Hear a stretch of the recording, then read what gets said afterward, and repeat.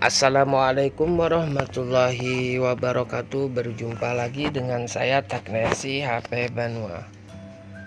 Seperti biasa ya teman-teman, tutorial video saya itu selalu kebanyakan berhubungan dengan perbaikan handphone.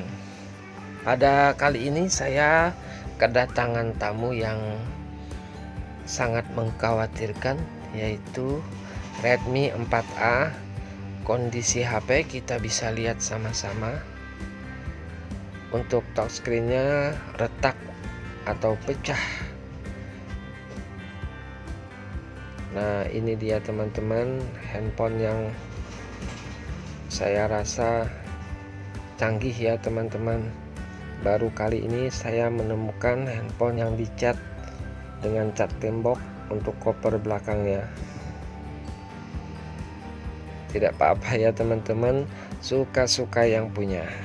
Mungkin dia sudah bosan dengan warna yang sebelumnya, maka dia cat menggunakan cat tembok pada kopernya. Oke, langkah selanjutnya ya teman-teman, kita akan cek pada LCD-nya. Saya cas ini ya teman-teman. Kita bisa lihat sama-sama di bagian bawah hanya muncul sedikit cahaya pada LCD-nya yang juga kelihatannya rusak ya. Untuk melakukan pergantian LCD, tentunya kita harus melepaskan semua komponen di bagian atas pada handphone Redmi 4A ini. Kita lepaskan dulu tutup kaleng dari papan PCB yang berada di bagian atas ini ya teman-teman. Karena di sini terdapat semua dari soket baterai, fleksibel dari LCD, cas, dan fleksibel touchscreen serta switch on off nya.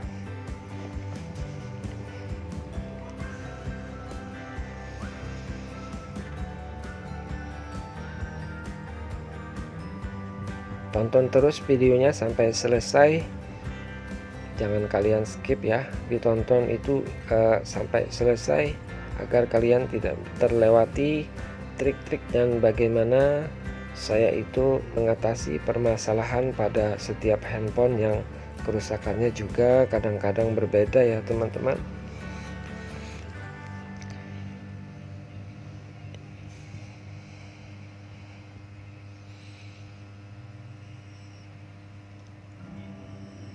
Oke, ini kita lepaskan dulu soketnya agar mudah untuk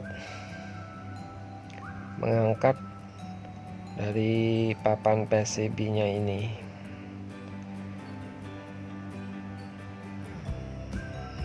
Nah, dengan cara dicongkel seperti itu ya, enaknya menggunakan pinset atau obeng yang tipis tetapi keras.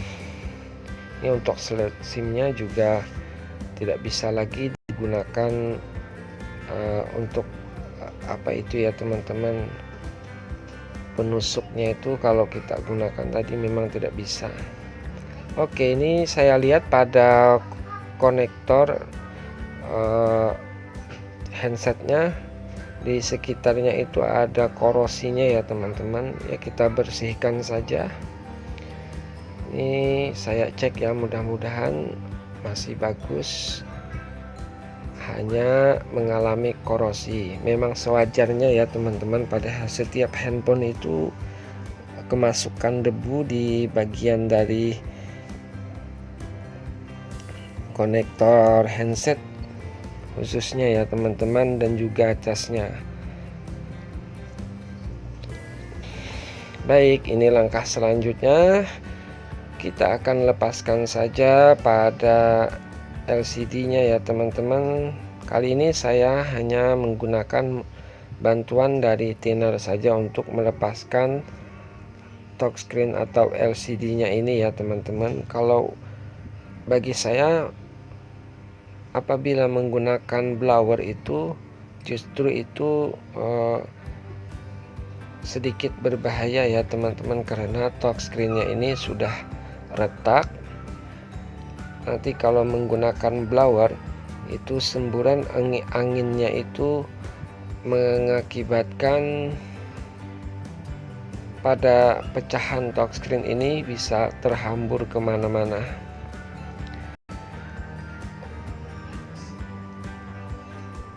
Gunakan saja obeng yang tipis ya, yang seperti saya punya ini ya teman-teman, dan dibantu dengan thinner untuk melemahkan dari lem yang ada pada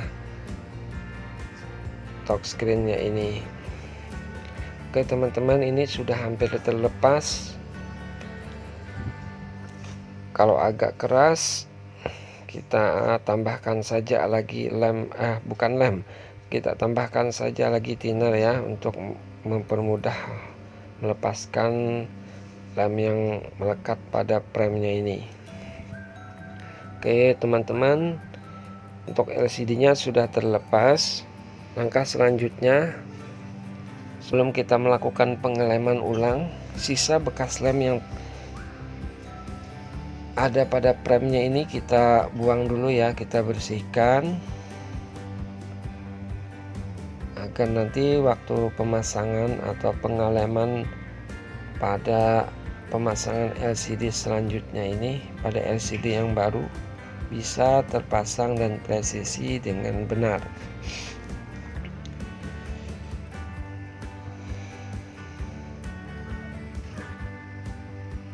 Ikuti terus dan ditonton videonya ya teman-teman, serta dukung channel saya Teknisi HP Banua, teman kalian, sahabat kalian, yang mana saya juga tinggal di Kalimantan. Untuk warga Kalimantan Selatan, mohon untuk selalu ya dukung channel Teknisi HP Banua.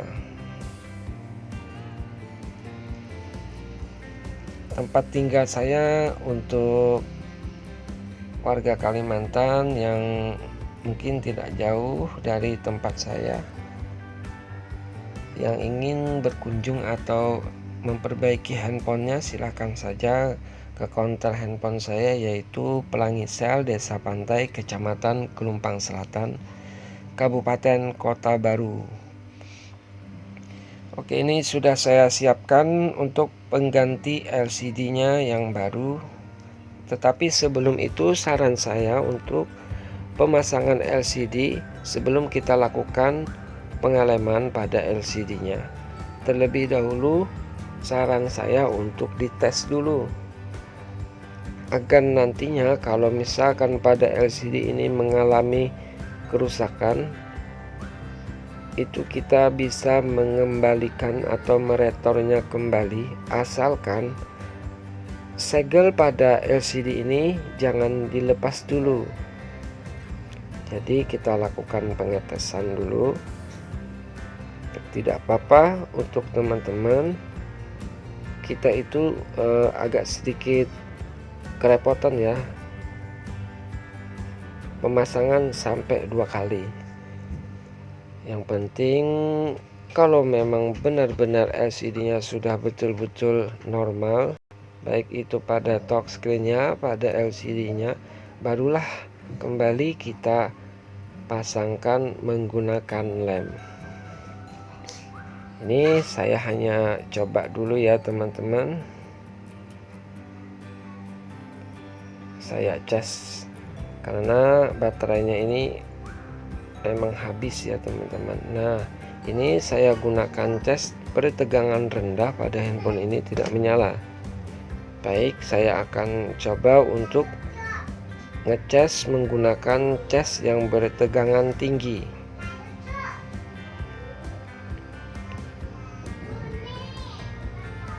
Oke teman-teman,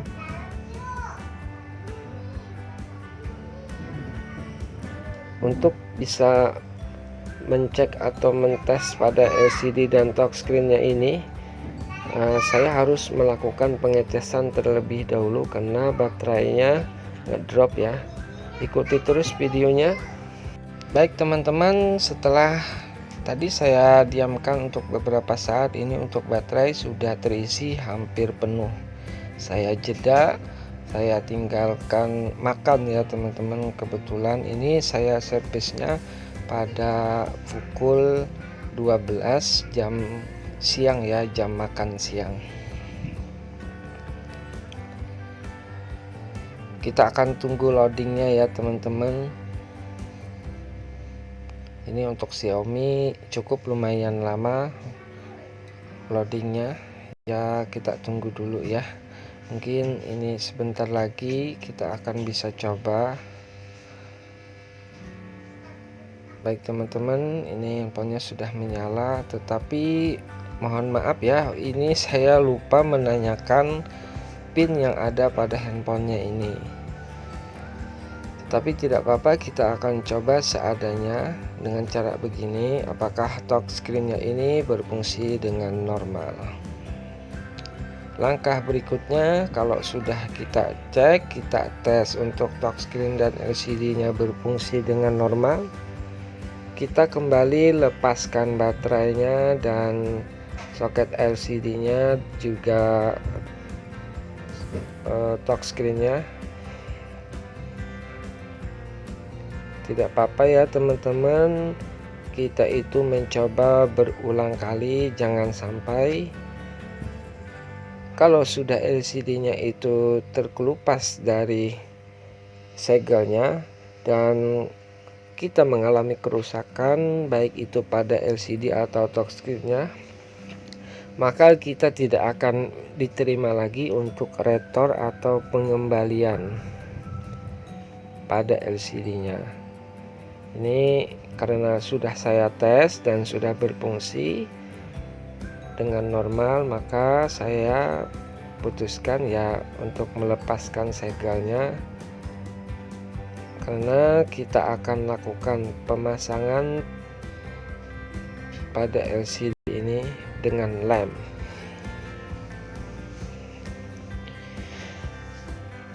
Oke ya teman-teman, biasa ini juga saya lakukan sebelum saya pasangkan. Saya itu selalu menambahkan isolasi untuk sedikit mengisolasi dari fleksibel LCD-nya yang bagian bawah ya, karena agar nanti bisa merapat dengan baik waktu pemasangan.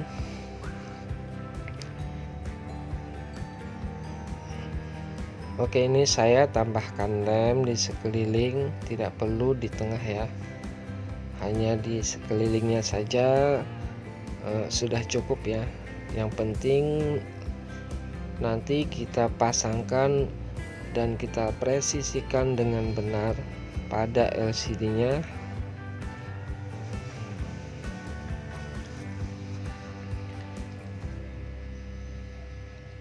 Kalau sudah begini kita harus cepat-cepat ya teman-teman, baik pemasangan pada papan PCB-nya ini kita agak percepat sedikit, karena takutnya nanti kalau kelamaan lem yang tadinya kita oleskan itu menempel dalam keadaan LCD-nya tidak rapat ya.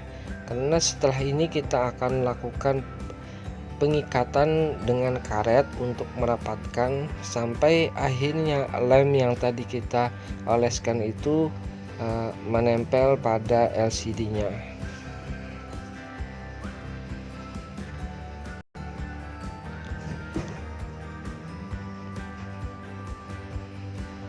Oke, ini sudah kita pasangkan pada ini ya teman-teman, pada touchscreen-nya, fleksibel touchscreen-nya ini memang sedikit kesusahan karena sangat pendek.